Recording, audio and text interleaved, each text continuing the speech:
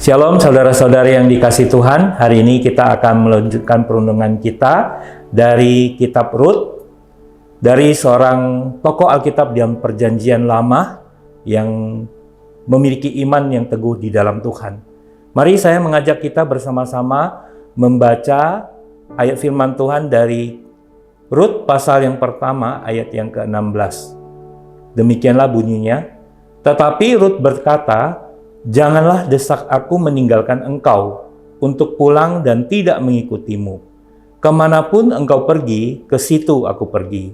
Dimanapun engkau bermalam, di situ aku bermalam. Bangsamulah bangsaku, Allahmulah Allahku."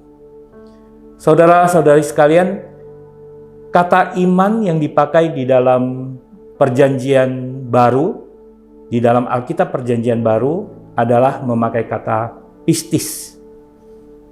Kata ini bermakna lebih dalam daripada sekedar percaya atau keyakinan yang teguh, tetapi juga tentang kesetiaan dan komitmen total kepada Allah.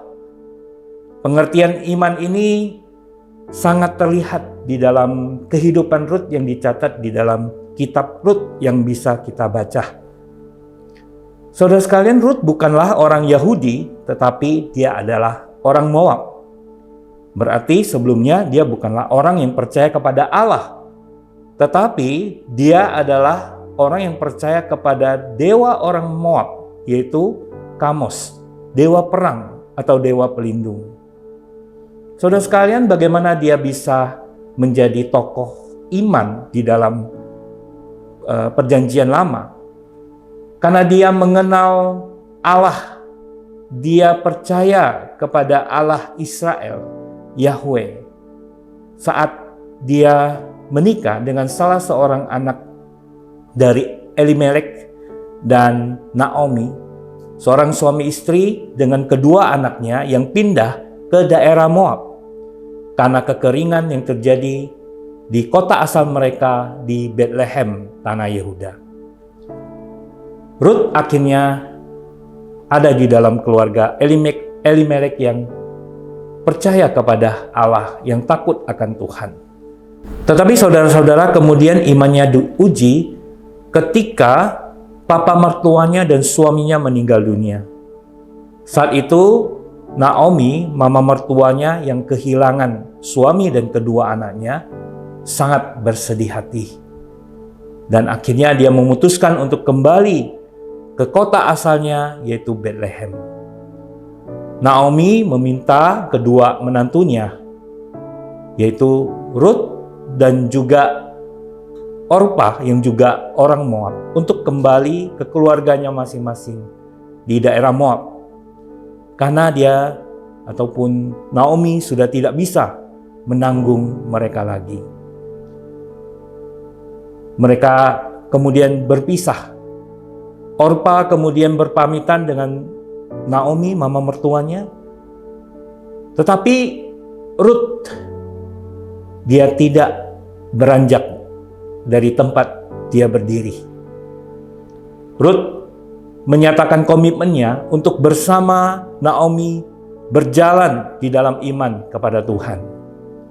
Saudara sekalian, komitmen dari Rut terlihat ketika dia berkata, "Janganlah desak aku meninggalkan engkau untuk pulang dan mengikutimu. Kemanapun engkau pergi, ke situ aku pergi. Dimanapun engkau bermalam, di situ aku bermalam." Bukan itu saja, Rut juga menyatakan janji kesetiaannya kepada Tuhan dengan melanjutkan ucapannya kepada Naomi, "Bangsamulah bangsaku dan Allahmu Allahku."